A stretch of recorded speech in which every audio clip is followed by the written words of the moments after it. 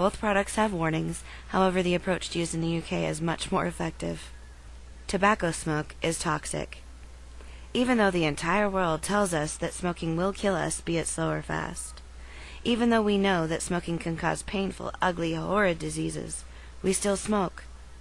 What's it going to take? When doing a general survey of how people feel about smoking as health risk, the results varied, with many of the people stating, "Why should we be affected by other people's bad choices? Exposure to environmental tobacco smoke has been linked to heart disease and cancer," and so on, among non-smokers as well. Even the people who were smokers stated they wanted to quit and hated smoking, but they just couldn't. The public's general knowledge of health hazards of cigarettes have increased, yet 1/3 of the population still smokes, and the number of smokers has kept a steady increase since 1965. People who stop smoking when they're young get the greatest health benefits from quitting. Those who quit in their 30s may avoid most of the risk due to tobacco use. But even smokers who quit after age 50 largely reduce the risk of dying early. The argument that it's too late to quit smoking because the damage is already done is not true. It is never too late to quit smoking.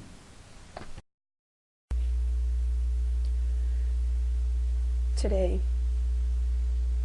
October 1st, my mother's anniversary of her death, 8 years. She died of lung cancer. It's a death that I had never thought I'd ever have to witness. I didn't think I'd have to witness my mom dying of something so senseless so early. She died a week after her 59th birthday.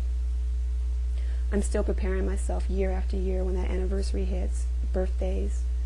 I can't go to her gravesite because to me it seems like it was just as if it was yesterday. For the people that smoke, and knowing that there's all the dangers and the warning signs out there, all the literature, I hope today that I can impact on you what death really looks like. I had to watch my mother lose her hair. I had to watch her go through chemo, radiation. I had to watch her disconnect herself from life, from her family, from her friends. It's probably the hardest thing for me because my mother was so vibrant, so young. To the end, she held on to her dignity. Only thing she said to me was, "Why? Why me? Why did she start smoking?" she said. That's a question that we all should ask ourselves when we pick up a habit. Why do you smoke? To this day, I cannot go to my mother's gravesite. I cannot even think about her death. I just put it in the back of my mind. As I'm sitting here talking to you today, it's such a struggle for me to tell you how senseless it is that you're killing yourself when you put that cigarette to your mouth. There are estimated 440,000 people that die per year of just smoking alone. 36,000 per month. That's a lot of senseless deaths. There's an estimated of 1,200 per day at 50 per hour. This is senseless. Please, all I'm saying is that stop the smoking. Because death, you do not want it come knocking at your door. Because it's not a beautiful thing to watch someone go through lung cancer, seeing them on oxygen, losing their hair, going through radiation, which is totally hard. I watched my mom disconnect herself from life. I watched her talk about her life in front of us, how it just went that fast, how you think about life when you don't have it anymore.